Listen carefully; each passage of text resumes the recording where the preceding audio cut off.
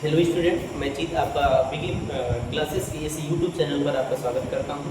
जैसा कि हम आपको बताए थे कि इसके बाद हम आपको सामाजिक विज्ञान की क्लासेस देंगे। ठीक है, तो सामाजिक विज्ञान की क्लासेस में सबसे पहले हम बात कर रहे हैं जियोग्राफी की बात करेंगे। और ये जो हमारा लेक्चर होने वाला है ये क्लास 9-10 बोर्ड के साथ साथ आपको यूपी में जो भी परीक्षाएं होती हैं वनडे एग्जाम की हम बात करें, जैसे यूपी पुलिस हो गया, पिट हो गया और रेलवे हो गए। ठीक है, और जो कई सारी वैकेंसियां हैं उनके लिए भी ये हेल्पफुल होने वाला है। तो चलिए इस चीज़ों को हम समझते हैं। जियोग्राफी के बारे में जो हमारा लेक्चर होगा ये इंट्रोडक्शन क्लास के साथ होने के साथ साथ इसके आगे फिर हम भारतीय भूगोल में, भारत के भूगोल में हम बात करेंगे भारत के आकार और स्थिति। चलिए समझते हैं।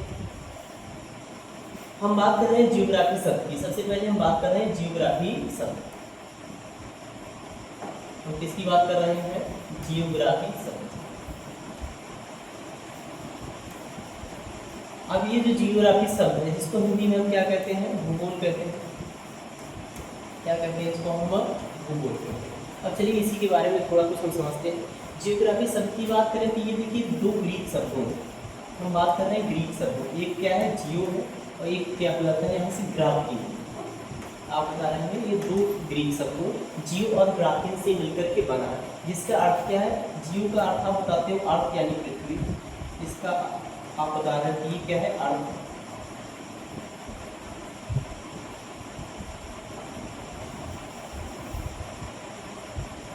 क्या बताया आपने? अर्थ, जिसको हम पृथ्वी कहते हैं। और यहाँ से ग्राफीन की बात करते हैं, इसका अर्थ हो गया डिस्क्राइब, यानी जिसको हम कहेंगे वर्ड। क्या करेंगे? वर्ड। तो यहाँ से अर्थ क्या बना? अगर इसके हम शाब्दिक अर्थ की बात करें तो जियोग्राफी को हम बता रहे हैं कि ये ग्रीक शब्दों जियो और ग्राफीन से मिलकर के बना है, जिसका अर्थ होता है ये जियो का अर्थ पृथ्वी हुआ, ग्राफीन का अर्थ डिस्क्राइब हुआ, यानी हिंदी में हम समझे तो पृथ्वी का वर्णन हुआ। तो जियोग्राफी शब्द के बारे में हमने ये देखा कि ये ग्रीक शब्दों जियो और ग्राफीन से मिलकर के बना है, जिसका अर्थ होता है पृथ्वी का वर्णन। अब हम बात करते हैं कि जियोग्राफी शब्द किसने दिया था। तो जियोग्राफी शब्द के बारे में हम बताया तो ये एक ग्रीक विद्वान थे जिनका नाम था इरेटोस्थनीज। जिनका नाम क्या था? इरेटोस्थनीज। इन्होंने सर्वप्रथम जियोग्राफी शब्द के बारे में बताया था, इसीलिए इनको हम इरेटोस्थनीज को क्या कहते हैं? भूगोल का पिता कहते हैं। भूगोल का जनक या भूगोल का पिता। तो हम ये समझेंगे कि भूगोल का पिता किसे कहा जा रहा है? तो इरेटोस्थनीज नामक ये ग्रीक विद्वान थे, इन्हीं को हम भूगोल का जनक या भूगोल का पिता कहते हैं। और अगर जियोग्राफी शब्द की हम बात करते हैं तो हम बताएंगे कि ये दो ग्रीक शब्दों जियो और ग्राफीन से मिलकर के बना है। जियो का अर्थ पृथ्वी और ग्राफीन का अर्थ वर्णन हुआ, यानी पृथ्वी का वर्णन। चलिए इसके आगे समझते हैं।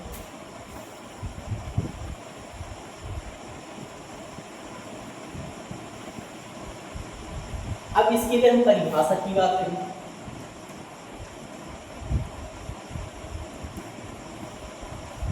अगर इसकी हम परिभाषा की ओर चलते हैं तो जैसे यहाँ से पृथ्वी का वर्णन है, पृथ्वी का वर्णन, इसी से रिलेटेड हम इसकी परिभाषा देने का प्रयास करते हैं।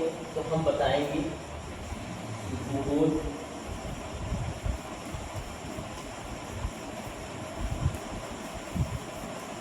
पृथ्वी की संरचना, पृथ्वी की संरचना तथा उस पर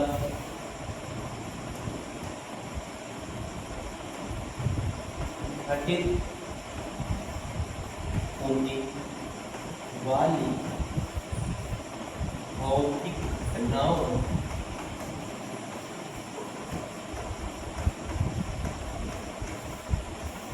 एवं उस पर मानव के अंतर संबंधों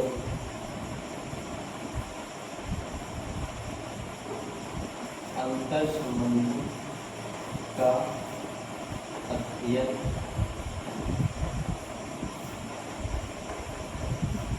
ये डिटेल्स में हम समझ रहे थे।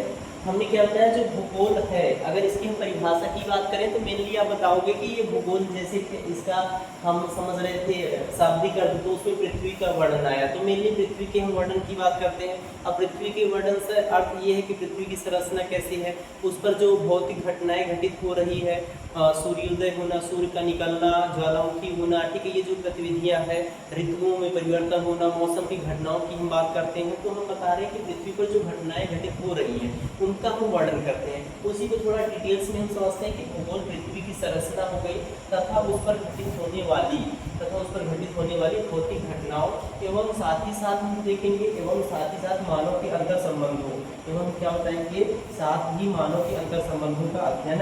यहाँ से हम लिख सकते हैं कि इसको हम क्या बता देंगे, साथ ही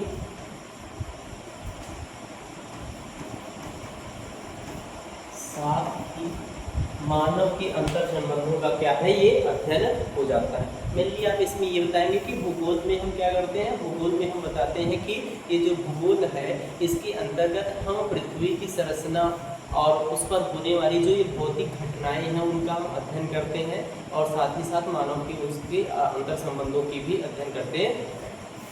चलिए आगे चलते हैं।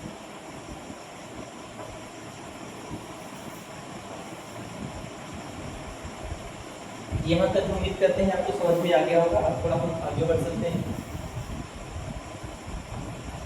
तो अब हम बात करते हैं भूगोल के प्रकार।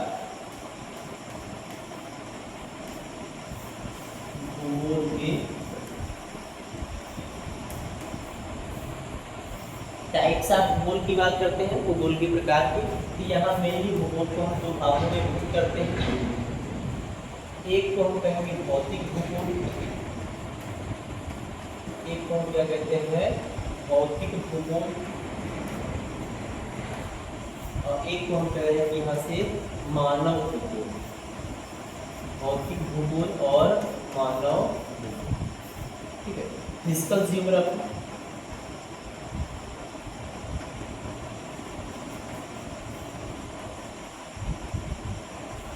फिजिकल जियोग्राफी, यहाँ हम बात कर रहे हैं ह्यूमन जियोग्राफी। ह्यूमन जियोग्राफी की बात कर रहे हैं, ठीक। तो ये दो इनके क्या हो जाते हैं, प्रकार हो जाते हैं। अगर हम भौतिक भूगोल की बात करेंगे तो हम भौतिक भूगोल में बताएंगे भौतिक भूगोल के अंतर्गत पृथ्वी एवं उसकी संरचना और उस पर जो ये स्थल मंडल, जल मंडल क्या है, और साथ में जो वायुमंडल है, और साथ साथ हम बात करते हैं जीवमंडल की, इनके हम अध्ययन से रिलेटेड टॉपिक्स को भौतिक भूगोल के अंतर्गत कवर करते हैं या पढ़ते हैं। अब मानव भूगोल के अंतर्गत हम क्या पढ़ेंगे, मानव का क्या है, उसमें जो संस्कृतियाँ हैं उसके मानव के, और जो मानव की ये क्या है, इन पर डिपेंडेंसी है, यानी पर्यावरण के साथ उसके जो संबंध है, मानव कैसे रिलेट करता है, पर्यावरण से कैसे जुड़ा हुआ है, और उसकी क्रियाएं कैसे उसको परिवर्तित करती हैं। तो इसका अंतर संबंध यहाँ से हम देखते हैं मानव भूगोल के अंतर्गत। तो ये हमारे दो सेक्शन होते हैं भूगोल के प्रकार में। हम बताएंगे भूगोल मुख्यतः दो भागों में विभक्त है, एक को बता रहे हैं भौतिक भूगोल और एक को बता रहे हैं मानव भूगोल। चलिए आगे बढ़ चलते हैं।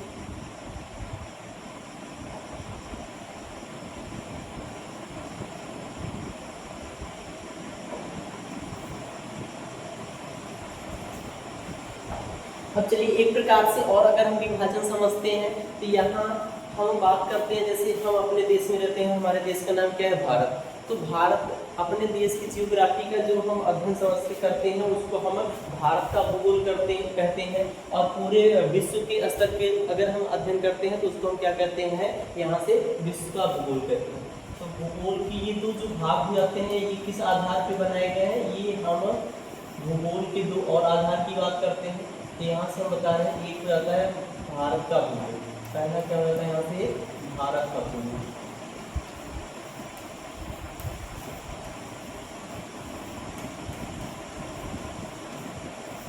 और दूसरा टॉपिक क्या रहता है विश्व का भूगोल।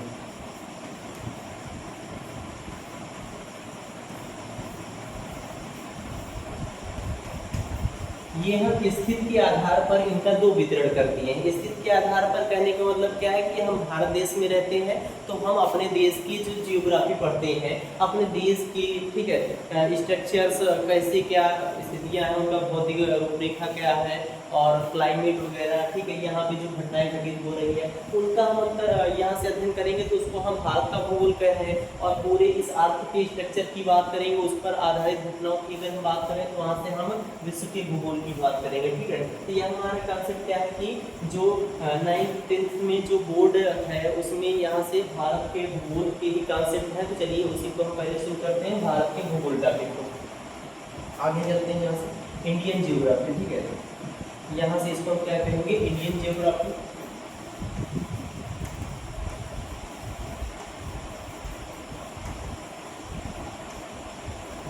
और यहाँ इसको हम कहते हैं वर्ल्ड जियोग्राफी।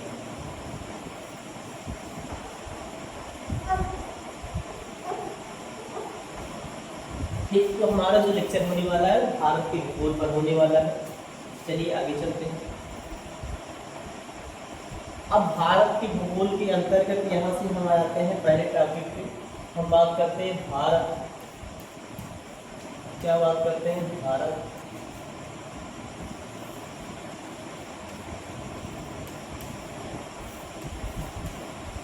आकार एवं स्थिति।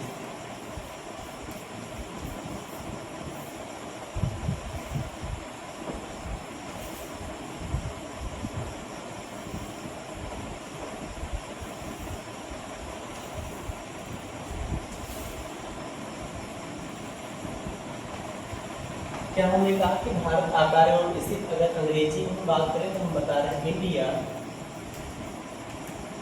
आकार की बात कर रहे हैं तो इसको हम कह रहे हैं साइज एंड स्थिति की बात कर रहे हैं तो हमने कहा लोकेशन।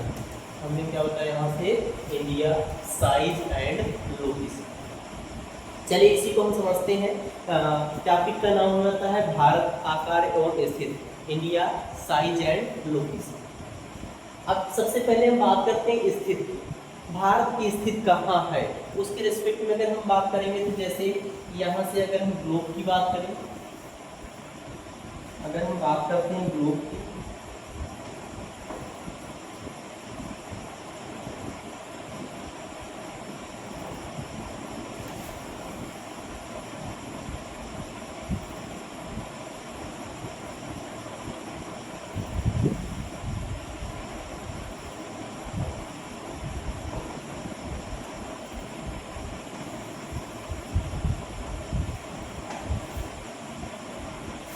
ठीक, हम ग्लोब की बात कर रहे हैं।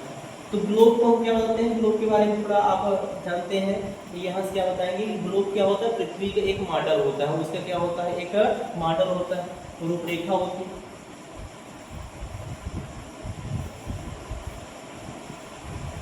अब इस ग्लोब में हम देखते हैं कि एक काल्पनिक रेखा है जो पृथ्वी को यहाँ से दो भागों में विभक्त कर रही है। कोई वास्तविक रेखा नहीं है, इसको हम काल्पनिक रेखा समझते हैं। यहाँ से ये क्या करती है, पृथ्वी को दो भागों में विभक्त कर रही है। अब ये पूरी पृथ्वी, ठीक है, जो लगभग क्या है, गोलाकार शेप में, जो क्या है, लगभग गोलाकार शेप में है। वहाँ से अगर यहाँ से हम एक रेखा खींच रहे हैं, ये क्या कर रही है, इसको दो भागों में विभक्त कर रही है। तब यहाँ से हम बात करते हैं कि ये जो पार्ट बने, इसको यहाँ से नाम देने वाले, इसको हम कहेंगे उत्तरी गोलार्ध। इसको हम क्या कहेंगे, उत्तरी गोलार्ध, उत्तरी गोलार्ध कहेंगे। और इसको हम क्या बताएंगे, दक्षिणी गोलार्ध, दक्षिणी गोलार्ध। उत्तरी गोलार्ध हो गया, ये दक्षिणी गोलार्ध हो गया। ये नॉर्दर्न हेमिस्फीयर इसको हम बोलेंगे, इसको हम बोलेंगे साउदर्न हेमिस्फीयर। अब हम भारत की स्थिति की बात करें तो भारत को आप बताएंगे यहाँ से,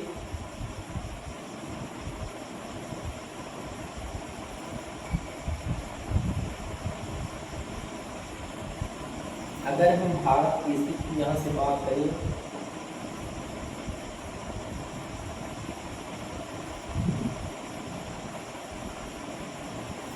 तो भारत की स्थिति के रिस्पेक्ट में यहाँ से हम देख पा रहे हैं कि भारत क्या है कि ये जो विषुवत रेखा है, इस रेखा को हम क्या कहते हैं कि जो इसको मध्य से विभक्त कर रही है, दो भागों में बांट रही है, इसको हम नाम देते हैं विषुवत रेखा। क्या कहते हैं, विषुवत रेखा,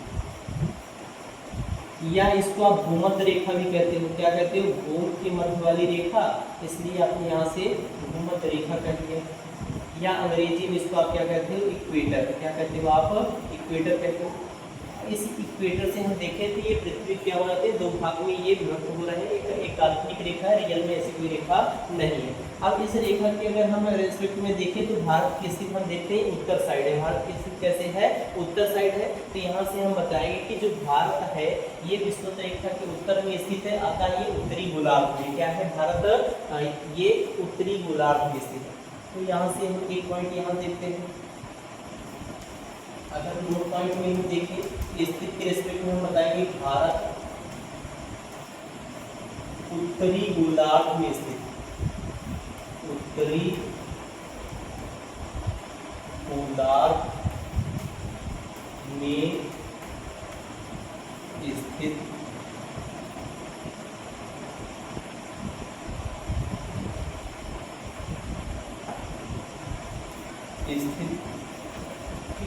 ये पहला पॉइंट हो गया। हमने क्या बताया कि भारत उत्तरी गोलार्ध में स्थित। ऐसा क्यों बता रहे हैं, तो क्योंकि हम देखते हैं कि जो विषुवत रेखा, जो काल्पनिक रेखा जो पृथ्वी को दो भागों में बांट रही है, उसके रेस्पेक्ट में हम देखें तो भारत उत्तर साइड आता है, इसलिए इसको हम कह रहे हैं कि ये उत्तरी गोलार्ध में स्थित है। अगर भारत की स्थिति इसके दक्षिण में होती तो हम कहते हैं कि दक्षिणी गोलार्ध में है, ऐसा तो है नहीं। हम देखते हैं कि ये उत्तर साइड स्थित है, तो हमने कह दिया कि भारत क्या है, उत्तरी गोलार्ध में स्थित है। एक पॉइंट। अब उसके बाद जैसा कि हम जानते हैं कि पृथ्वी पर अगर हम महाद्वीप और महासागरों की बात करते हैं तो हमको ज्ञात होना चाहिए कि पृथ्वी पर 7 महाद्वीप हैं और 5 महासागर हैं। उन 7 महाद्वीपों में अगर हम देखें, एक महाद्वीप है एशिया। एक महाद्वीप क्या होता है, एशिया महाद्वीप। एक महाद्वीप का नाम आप सुने होंगे एशिया, जिसके बारे में आप जानते होंगे कि ये सबसे बड़ा कॉन्टिनेंट है या सबसे बड़ा महाद्वीप है। तो भारत अब इसी एशिया महाद्वीप में स्थित है। तो हम बताएं कि अब एशिया महाद्वीप में है, ठीक है, लेकिन एशिया महाद्वीप में किस जगह पर है, तो उसके बारे में हम यहाँ से बता देंगे कि भारत एशिया महाद्वीप के मध्य में स्थित है और दक्षिणी साइड स्थित है। तो अगले पॉइंट में हम बता रहे हैं कि यह का मतलब वही भारत देश की बात कर रहे हैं, यह एशिया महाद्वीप, एशिया महाद्वीप के दक्षिण मध्य में स्थित है। दक्षिण मध्य की बात कर रहे हैं, किसकी बात कर रहे हैं, दक्षिण मध्य में स्थित है, दक्षिण मध्य में स्थित है। ये दूसरा पॉइंट हो जाता है। पहले पॉइंट में हमने बताया कि इसकी स्थिति से रिलेटेड हम चर्चा कर रहे हैं, तो यहाँ हमने बताया कि भारत उत्तरी गोलार्ध में स्थित है। दूसरा पॉइंट हो गया महाद्वीप के रिस्पेक्ट में हम चर्चा कर रहे थे, तो हमने कहा कि ये दक्षिण मध्य में स्थित है। ठीक, अब तो ये हो गई कि पृथ्वी की ग्लोब पर ही उत्तरी गोलार्ध में है और किस महाद्वीप पर है, ये इतना हो गया। अब हम बात करेंगे इसके चारों ओर कैसे क्या माहौल है, ठीक है, तो इसके आसपास की कौन सी स्थितियां हैं इसके बारे में हम चर्चा कर लेते हैं। हम बताएंगे भारत देश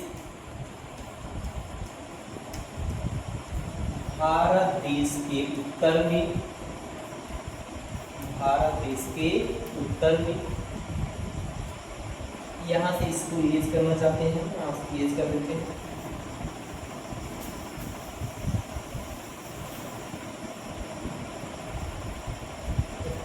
भारत देश के उत्तर में हम बताने वाले कि भारत देश के उत्तर में क्या चीजें हैं, दक्षिण में क्या है, इसके बारे में हम बताएंगे। तो देखिए यहाँ से हम थोड़ा भारत का मानचित्र बनाते हैं।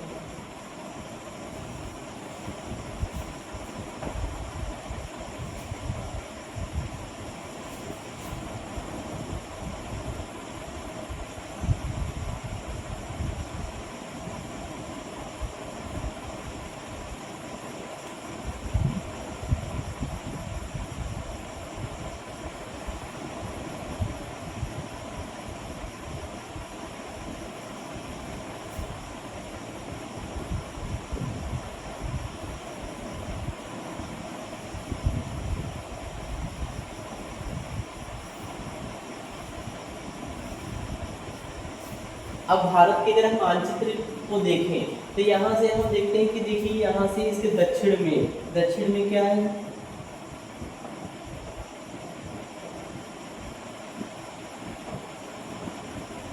दक्षिण में हम देखते हैं यहाँ आपको एक महासागर देखने को मिलेगा। यहाँ क्या है, ये जलीय भाग है, महासागर, ये और यहाँ अगर उत्तरी विस्तार की बात करते हैं तो उत्तर में आपको यहाँ से देखने को मिल जाएगा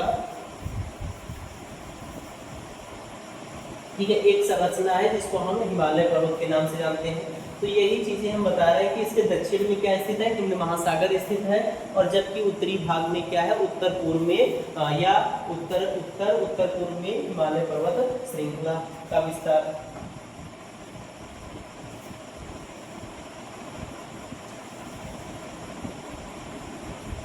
चलिए, तो यही हम बता रहे हैं कि भारत के उत्तर में, क्या बता रहे हैं, भारत के उत्तर में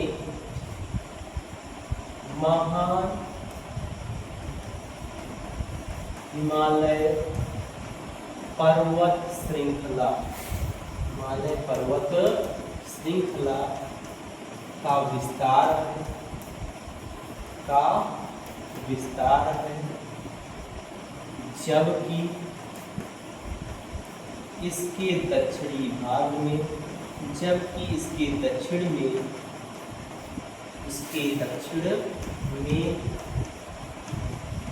हिंद महासागर स्थित। ये हमने बताया कि अब जैसे इसकी स्थिति में हम चर्चा कर रहे थे, तो स्थिति में हमने बताया कि जैसे भारत देश है, भारत देश की स्थिति हम देखते हैं एशिया महाद्वीप में कैसे दिखी। एशिया महाद्वीप में हमने बताया कि ये दक्षिण मध्य में स्थित है, ये हो गया। अब इसके बाद हम बात करते हैं कि भारत के आसपास की बनावट कैसी है, आसपास इसमें कौन से यहाँ से पर्यावरण या फिर हम बात करें कौन से फिजिकल फीचर देखने को मिलते हैं। तो इसमें हमने बताया कि भारत के उत्तर में महान हिमालय पर्वत श्रृंखला का विस्तार है, जबकि इसके दक्षिण में हिंद महासागर स्थित है। ये इतना बताने के बाद अब देखिए, यहाँ से ये उत्तरी गोलार्ध में स्थित था, उत्तरी गोलार्ध में आपने बताया था ना स्थित है। तो ये जो विषुवत रेखा है, अगर ये उत्तरी गोलार्ध में स्थित है, एक मिनट, यहाँ से अगर ये हम समझे कि अगर भारत उत्तरी गोलार्ध में स्थित है तो विषुवत रेखा की क्या है, उत्तर साइड है। विषुवत रेखा को हम 0 डिग्री की अक्षांश रेखा कहते हैं। क्या कहते हैं, 0 डिग्री की अक्षांश रेखा कहते हैं। अब यहाँ से तो भारत की स्टार्टिंग कहाँ से है, देखिए जैसे किसी भी ग्लोब में किसी भी स्थान का अगर हम पता लगाना चाहते हैं तो हमको यहाँ से 2 रेखाओं की जरूरत पड़ती है। एक तो ये पड़ी हुई रेखाएं होती हैं, ऐसी कई सारी क्या है, आभासी रेखाएं या खींची गई काल्पनिक रेखाएं, जिनको हम पड़ी हुई रेखा कह रहे हैं। इसका नाम क्या है, अक्षांशीय रेखा। और एक क्या होती है, खड़ी हुई रेखाएं होती है जो उत्तरी ध्रुव से दक्षिणी ध्रुव को मिलाने वाली ऐसी रेखाएं खींची गई है। तो इन रेखाओं को हम क्या कहते हैं, देशांतर रेखा। तो पृथ्वी पर किसी भी स्थान का निर्धारण करने के लिए, उसकी स्थिति की जांच करने के लिए हम 2 रेखाओं की बात करते हैं। एक रेखा होती है अक्षांश रेखा और एक क्या होती है, देशांतर रेखा। एक को क्या कह रहे हैं, अक्षांश रेखा कहते हैं। अक्षांश रेखा क्या होती है, ये क्षैतिज रेखा होती है। और अगर यहाँ से ऊर्ध्वाधर रेखा की हम बात करें तो उसको हम कहते हैं देशांतर रेखा। क्या कहेंगे, देशांतर रेखा, देशांतर रेखा कह रहे हैं। तो अब उन्हीं अक्षांश और देशांतर के रेस्पेक्ट में हम भारत की स्थिति को दर्शाते हैं। चलिए समझते हैं।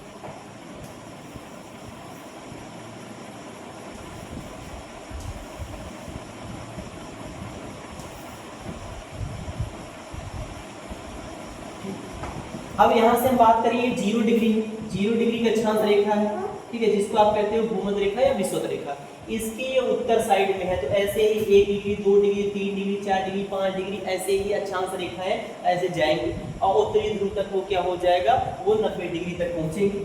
अब हम बात करते हैं, देखिए कि भारत की स्टार्टिंग कहाँ से है। तो भारत की स्टार्टिंग हम देख रहे हैं कि ये जो यहाँ सबसे इसका दक्षिणतम बिंदु है, यहाँ से मुख्य भाग का जो दक्षिणतम बिंदु है, अगर इसकी स्थिति हम बताएं 8 डिग्री है। कितना है, 8 डिग्री। अब जैसे आप मैथ में पढ़े होंगे, डिग्री कोड को हम डिग्री में मेजर कर रहे थे, डिग्री आप पढ़े होंगे, तो डिग्री से छोटा क्या होता है, मिनट होता है। तो यहाँ 8 डिग्री होने के साथ साथ आप यहाँ से क्या देख रहे थे, 1 मिनट थोड़ा देखते हैं कि ये क्यों कनेक्शन कटा।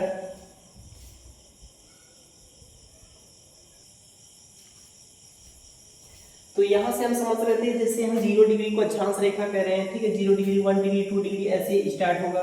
तो ये भारत का जो दक्षिणतम बिंदु है इसका जो विस्तार आता है इसको हम 8 डिग्री 4 मिनट क्या कह रहे हैं, 8 डिग्री 4 मिनट, यानी डिग्री से जो छोटा कोण होगा उसको हम मिनट में समझते हैं।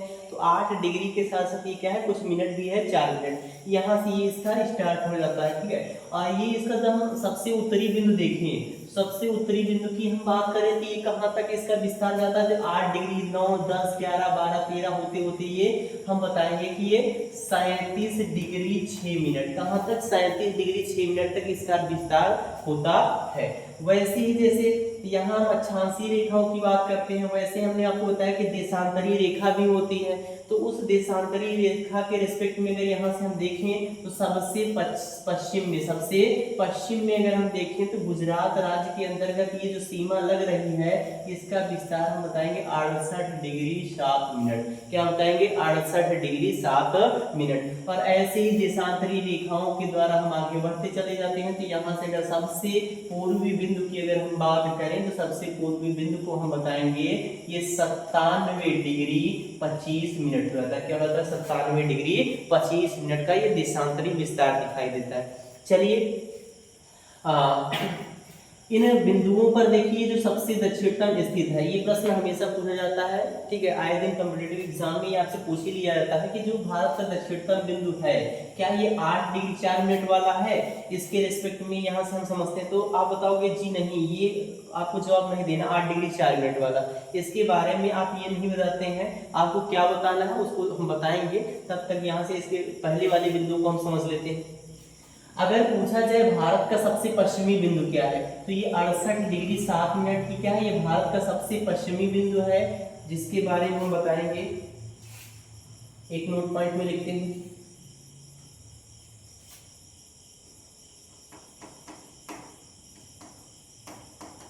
भारत का सबसे पश्चिमी बिंदु, अगर इसकी आप चर्चा करें, किसके, भारत के सबसे पश्चिमी बिंदु, तो आपको क्या बताना है, भारत का जो सबसे पश्चिमी बिंदु है उसका जो देशांतरीय विस्तार है वो क्या है, 68 डिग्री 7 मिनट है, 68 डिग्री 7 मिनट है। और इसका ये गुजरात राज्य में स्थित गुहार मोती, क्या नाम है इसका, गुहार मोती नाम, या फिर आपको ये भी मिल जाएगा गौर माथा नाम से मिल जाए, माथा या माता मिले, ठीक है, आप जानते रहे यही इनके नाम है, ठीक है। ये कहाँ है, कच्छ में स्थित है, कच्छ में स्थित है। और कच्छ कहाँ है, गुजरात में है, राज्य आप बताएंगे गुजरात राज्य भी आता है। और इसका जो देशांतरीय विस्तार है वो कितना है, 68 डिग्री 7 मिनट है, क्या है, 68 डिग्री 7 मिनट है। ये भारत का सबसे पश्चिमी बिंदु हो जाता है। और सबसे पूर्वी बिंदु की बात करते हैं तो आप बताएंगे भारत का सबसे पूर्वी बिंदु, अगर यहाँ से हम पूर्वी बिंदु की बात करें, इसकी चर्चा कर रहे हैं पूर्वी बिंदु की, इसके बारे में आप क्या बताएंगे, तो पूरब साइड स्थित ये जो 97 डिग्री 25 मिनट वाला बिंदु था ये कहाँ स्थित है, क्या नाम है, तो इसके बारे में हम बताएंगे किबिथु, क्या नाम है, किबिथु नाम है, ठीक है। ये कहाँ पड़ता है, अरुणाचल प्रदेश, कहाँ है, भारत का सबसे पूर्वी राज्य अरुणाचल प्रदेश में, कहाँ है, भारत का सबसे पूर्वी राज्य अरुणाचल प्रदेश में, अरुणाचल प्रदेश में।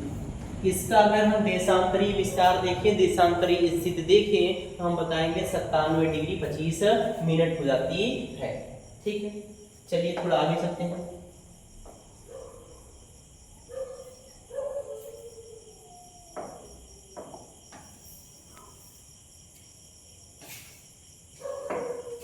ऐसे ही अगर हम भारत के सबसे उत्तरी बिंदु की बात कर रहे हैं, हम क्या बताने वाले हैं, भारत के सबसे उत्तरी बिंदु। तो उत्तरी बिंदु के बारे में हम क्या बताएंगे, यहाँ से देखिए, उत्तरी बिंदु की स्थिति हमने बताया था 37 डिग्री 6 मिनट, ये अक्षांशीय रेखा वाली स्थित है, ठीक है। तो ये हम बताएंगे इसका नाम है इंदिरा काल, क्या नाम है, इंदिरा काल।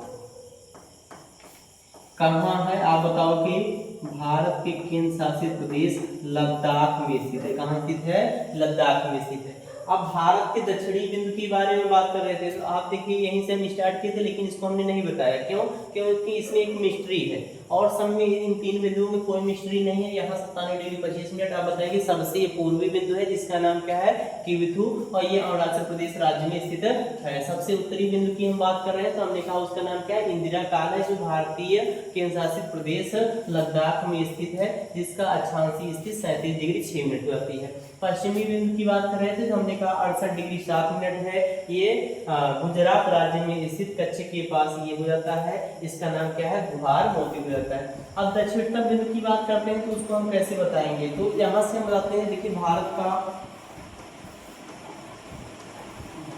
का दक्षिणी बिंदु, अगर यहाँ से भारत के हम दक्षिणी बिंदु की बात करें तो भारत के दक्षिणी बिंदु को हम क्या बताएंगे, यहाँ से हम बताएंगे, देखिए इसका नाम क्या है, इंदिरा पॉइंट, ठीक है, या फिर इसको इंदिरा बिंदु भी कहते हैं, पॉइंट भी मिलता है, तो आप जानते रहिए, कंफ्यूज नहीं होना है। और वैसे तो आप जानते ही हैं पॉइंट को बिंदु कहते हैं हिंदी में, अंग्रेजी में उसको पॉइंट कहते हैं, तो इंदिरा बिंदु या इंदिरा पॉइंट हो जाता है। तो क्या ये 8 डिग्री 4 मिनट था? जी नहीं, ये 8 डिग्री 4 मिनट नहीं है। तब ये इंदिरा पॉइंट कहाँ है, कैसे है, ठीक है, तो इसके बारे में हम थोड़ा समझते हैं। इसको इरेज करते हैं, यहाँ से ये इरेज करते हैं। अब इंदिरा पॉइंट की बात करें तो देखिए, जैसे भारतीय भूभाग है, इसको हम कह रहे हैं कि भारत का क्या मुख्य भूभाग है, क्या हो जाता है, भारत का मुख्य भूभाग। इसके अलावा भी क्या कहीं भारत की और स्थित है, तो जी हाँ, आप जानते रहिए कि ये सिर्फ भारत इतना ही नहीं है, भारत की और भी स्थितियां हैं, और भी क्या है के क्षेत्र है। आप कहाँ बताएंगे, आप नाम सुने होंगे अंडमान निकोबार, क्या सुने होंगे, अंडमान निकोबार द्वीप समूह, क्या सुनिए, अंडमान निकोबार द्वीप समूह। और साथ ही साथ आप जानते हैं लक्षद्वीप समूह भी है, भारत में क्या है, 2 द्वीप समूह है, जिनकी इसके बाद वाली क्लास में हम विस्तृत चर्चा करेंगे कि ये क्या है, इनका द्वीप समूह क्या होते हैं, ठीक है, इसकी चर्चा हम इसके बाद वाली अगली वाली क्लास में कर देंगे। अभी आप जानते हैं कि भारत के पास क्या है, अंडमान निकोबार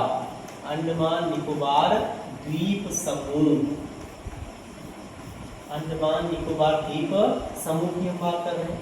तो इस अंडमान निकोबार द्वीप समूह में ये जो आपका निकोबार है, ग्रेट निकोबार, ठीक है, निकोबार के भी कई सारे पार्ट्स हैं, उसके हम सबसे दक्षिणी भाग की बात करते हैं तो उसको हम बृहद निकोबार या ग्रेट निकोबार कहते हैं। इसका जो सबसे लास्ट बिंदु है, ये देखिए इससे नीचे है, ये क्या है, इससे नीचे ही है आपका, ठीक है, तो यहाँ इससे नीचे होने की स्थिति के कारण ये जो है, इसकी स्थिति होती है 6 डिग्री, इसकी स्थिति क्या होती है, 6 डिग्री होती है और 45 मिनट होती है। अब बताइए आप, क्या ये 6 डिग्री सबसे लास्ट में दिख रहा है कि 8 डिग्री है, तो आप बताएंगे जैसे वहाँ 37 डिग्री से नीचे कम होते होते आ रहा है, ये 8 डिग्री पहुंचा है, तो 6 डिग्री क्या इससे और नीचे रहा होगा, तो दक्षिणतम बिंदु क्या ये कहना सही है कि ये कहना सही था, तो आप बताएंगे ना यही सही है।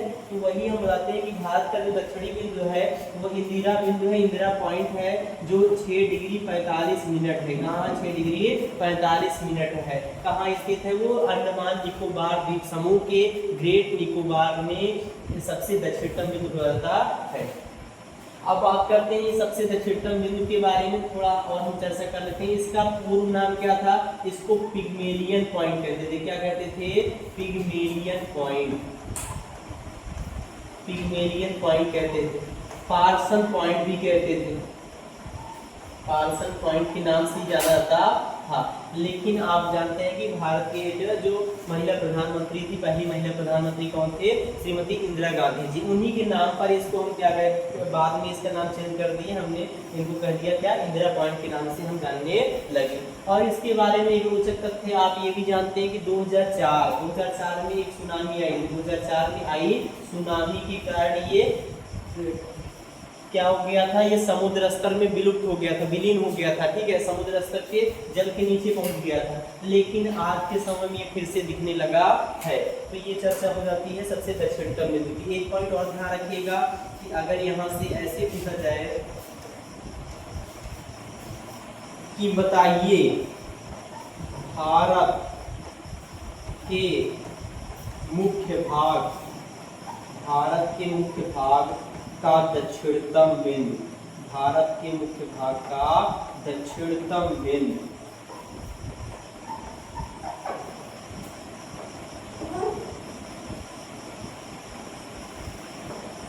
अगर आपसे पूछा जाए भारत के मुख्य भाग का दक्षिणतम बिंदु बताइए, तो देखिए जो कि ये क्या है, द्वीप समूह वाला भाग है, मुख्य भाग है नहीं, मुख्य भाग यहाँ से यही मिलता है 8 डिग्री 4 मिनट अक्षांशीय स्थिति का मिल रहा है। तो यहाँ से हम बताएंगे भारत के मुख्य भाग का जो दक्षिणतम बिंदु है उसको हम बताएंगे केप केमोरिन। क्या बताएंगे?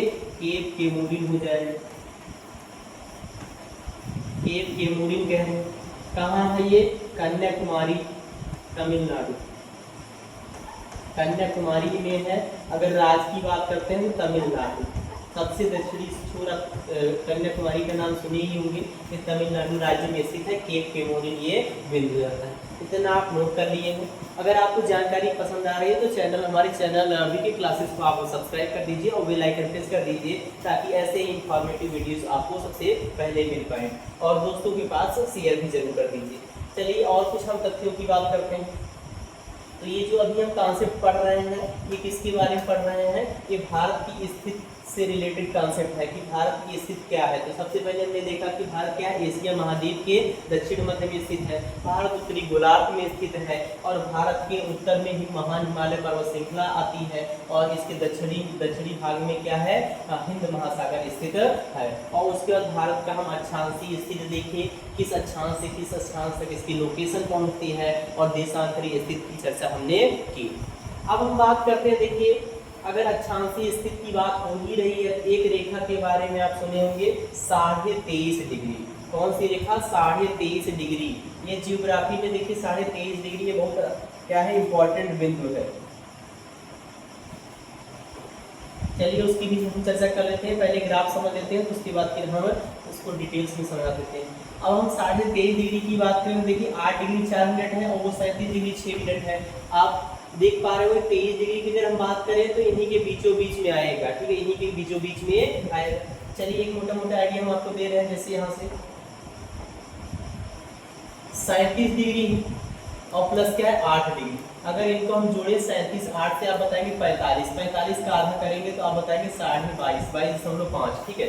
तो यानी इन दोनों स्थितियों का जो लगभग मध्य भाग होगा वो 22.5 बन रहा है, वही 23 के आसपास बनेगा आपका। तो ये हम एक 23.5 डिग्री वाली रेखा की बात कर लेते हैं। तो 23.5 डिग्री वाली रेखा की अगर हम बात करें तो यहाँ से ये 23.5 डिग्री वाली रेखा हो जाती है। तो 23 सही 1/2 डिग्री। और कौन सी दिशा की ये अक्षांशीय रेखा है? तो हम उत्तरी अक्षांशीय रेखा, तो क्या बात कर रहे हैं इसकी? उत्तरी अक्षांशीय रेखा, उत्तरी अक्षांशीय रेखा, जिसको आप किस नाम से जानते हो? कर्क रेखा के नाम से जानते हो। क्या जानते हो? कर्क रेखा। अंग्रेजी में इसको हम क्या कहते हैं? Tropic of cancer. Tropic of cancer. तो ट्रॉपिक ऑफ कैंसर भारत के मध्य भाग से होती है। तो अगर पूछा जाए भारत के मध्य से कौन सी रेखा गुजरती है जो भारत को लगभग 2 भागों में विभक्त कर रही है, तो आप बताएंगे कर्क रेखा। जैसे अक्सर में पूछता है कर्क रेखा, विषुवत रेखा, मकर रेखा, भूमध्य रेखा, तो आप बताएंगे कर्क रेखा ही वह रेखा है जो भारत को 2 भागों में विभक्त कर रही है या भारत के मध्य से होकर के गुजरती है। ये 23.5 डिग्री वाली रेखा होती है कर्क रेखा।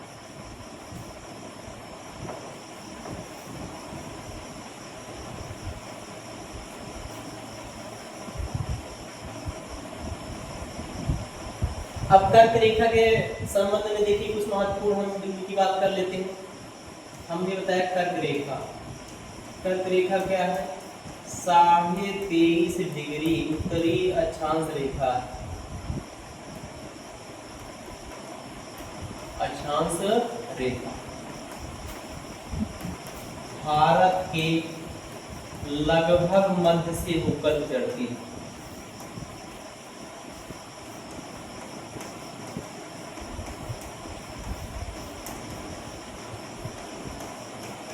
गुजरती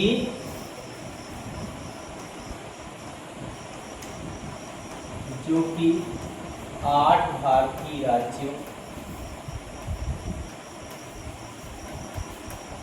से होकर जाती। अब उन हम 8 भारतीय राज्यों की भी बात कर लेते हैं क्रम से। चलिए समझते हैं कि वो 8 भारतीय राज्य कौन कौन से हैं जिससे होकर के कर्क रेखा गुजर रही है। मैप के माध्यम से चलिए हम समझते हैं। आज हम चलते हैं, देखिए मैथ में चलिए केसेस को हम डिस्क्राइब कर लेते हैं कि ये कर्क रेखा 23.5 डिग्री उत्तरी अक्षांशीय रेखा भारत के लगभग मध्य से होकर गुजरती है, जो कि 8 भारतीय राज्य से होकर गुजरती है। चलिए यहाँ से अगर भारत का मानचित्र फिर से हम बना लेते हैं, तो यहाँ से हम देखेंगे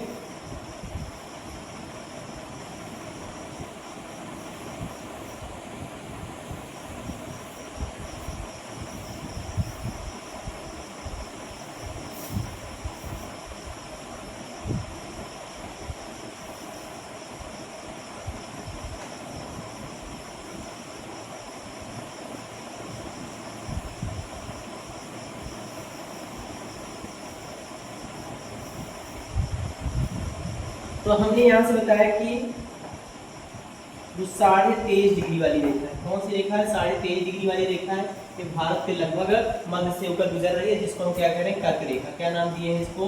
कर्क रेखा। अब इसमें चलिए हम देखते हैं, तो देखिए ये गुजरात राज्य, ये आपका गुजरात है, और यहाँ से आप जानते हैं कि ये क्या है? राजस्थान है। ये आपको मध्य प्रदेश मिल जाता है, यहीं से छत्तीसगढ़ मिल जाएगा, फिर आपको यहाँ आपको झारखंड मिल जाएगा, और यहाँ आप बताएंगे ये क्या है? पश्चिम बंगाल है। ये क्या है? पश्चिम बंगाल मिल जाएगा, और उसके बाद यहाँ से आपको त्रिपुरा मिल जाएगा, और ये क्या मिल जाएगा? मिजोरम। ठीक है, तो ये 8 भारतीय राज्य हैं। देखिए जो बड़े लेवल के एग्जाम आते हैं यूपीएससी लेवल के या स्टेट पीसीएस लेवल के, वहाँ पूछ लेता है कि इन 8 भारतीय राज्यों का पूरब से पश्चिम क्रम बता दीजिए, या पश्चिम से पूरब क्रम बता दीजिए। ठीक है, तो वहाँ से आप इसको क्रम से ध्यान रखेंगे, वो 8 भारतीय राज्य कौन कौन से हो जाते हैं? चलिए लिख लेते हैं। तो इनको हम समझ रहे हैं पश्चिम से पूर्व के क्रम में। किस क्रम में समझते हैं? पश्चिम से पूर्व के क्रम में।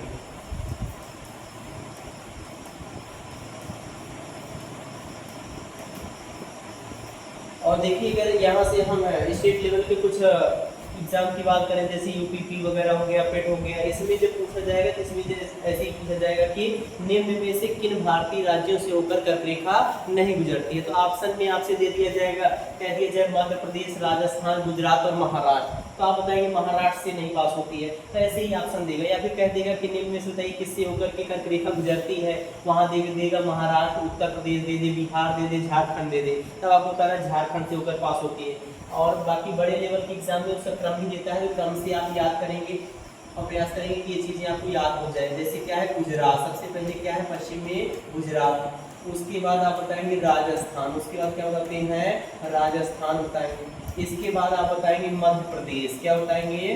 मध्य प्रदेश बताएंगे।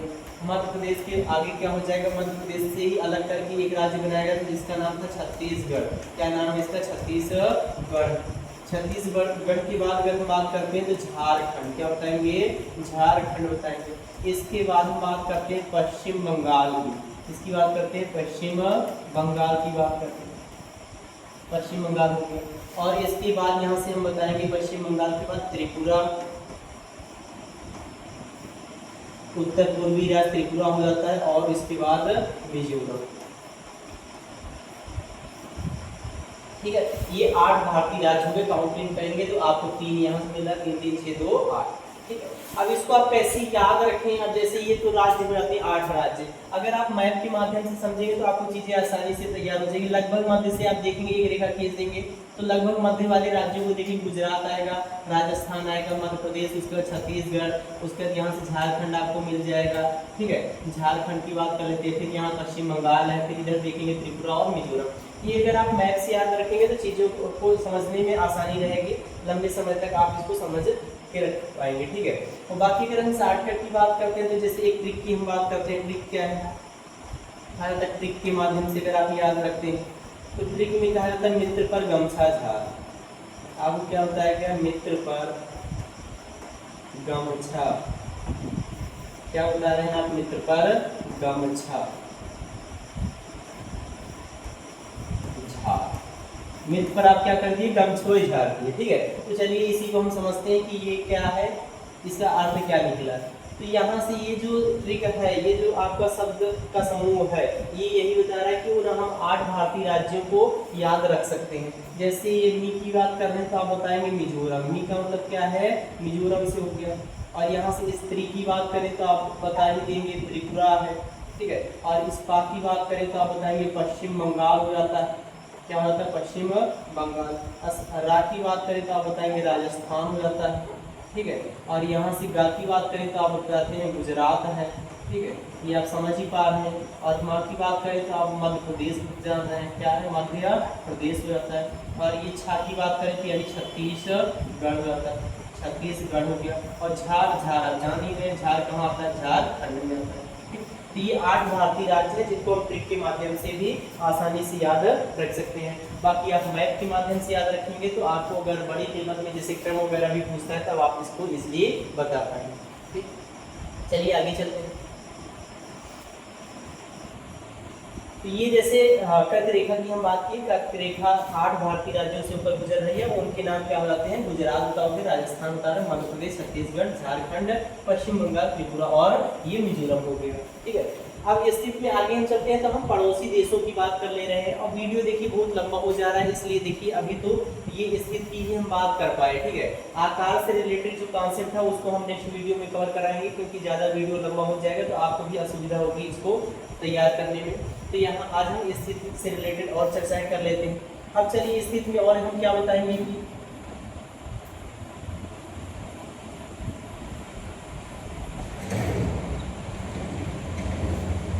अब हम बात करते हैं कि भारत के जो पड़ोसी देश हैं, भारत के क्या है, पड़ोसी देश, पड़ोसियों की स्थिति भी समझना बहुत जरूरी हो जाता है, क्योंकि आप बहुत अच्छे हैं लेकिन पड़ोसी अगर खतरनाक मिल गए तो आप डिस्टर्ब ही रहोगे, ठीक है। तो यहाँ पड़ोसियों के बारे में भी चर्चा कर लेते हैं, समझ लेते हैं कि भारत को कैसे पड़ोसी मिले हैं और भारत को क्या समस्याएं रहती है। तो भारत के अगर हम यहाँ देखें पश्चिम उत्तर में, पश्चिम उत्तर में आप जानते हैं क्या है, ये पाकिस्तान, क्या है ये, पाकिस्तान, पाकिस्तान रहता है। और साथ ही पश्चिम में क्या है, यहाँ से आप बताएंगे पश्चिम में ही आपका अफगानिस्तान,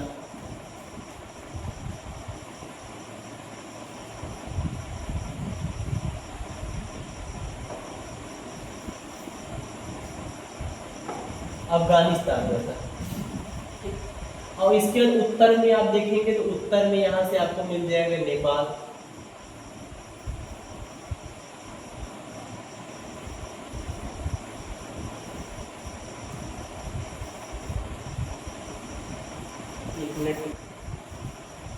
चलिए हम पड़ोसी देशों की स्थिति देख रहे थे।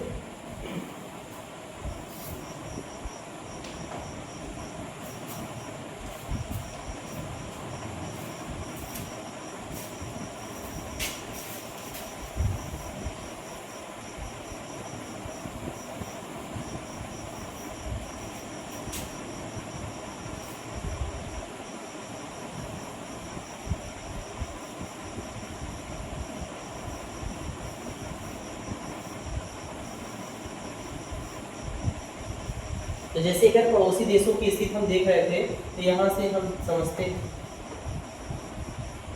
पाकिस्तान, आपको बताया गया पश्चिम में क्या है, पाकिस्तान,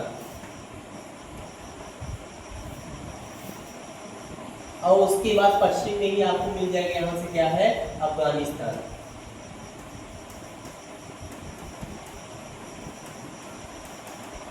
ये पश्चिम में 2 देश हो जाते हैं। और अगर हम यहाँ से उत्तर की बात करें तो उत्तर में आप बताओगे यहाँ से नेपाल और साथ में भूटान, और यहाँ से आप बताओगे कि ये चीन। यहाँ बता रहे हो इधर क्या है, म्यांमार की स्थिति, म्यांमार रहता है। यहाँ आप बताते हैं कि ये क्या है, बांग्लादेश, बांग्लादेश। और दक्षिण में हम देखेंगे तो दक्षिण में हमारा 2 पड़ोसी देश हैं, कौन कौन से जाते हैं, एक मिनट थोड़ा टेक्निकल इश्यू कर। तो यहाँ हम बात कर रहे थे जैसे अगर हम पश्चिमी देशों की बात करते हैं तो पाकिस्तान और अफगानिस्तान रहता है। उत्तरी भागों में अगर हम देखते हैं तो नेपाल, भूटान, चीन रहता है। और यहाँ अगर हम उत्तर पूर्व में देखें तो म्यांमार और बांग्लादेश हो जाते हैं, ठीक है। और अगर हम दक्षिणी देशों में देखें तो ये हमारा श्रीलंका और मालदीव हो जाता है। ये भारत के पड़ोसी देश हो जाते हैं। इनकी स्थिति आपने देख लिया, उत्तर पश्चिम में कौन कौन से देश हैं, उत्तर में कौन से हैं, उत्तर पूर्व में कौन से हैं, कौन से दक्षिणी दिशा में स्थित है, ये देश हो जाते हैं।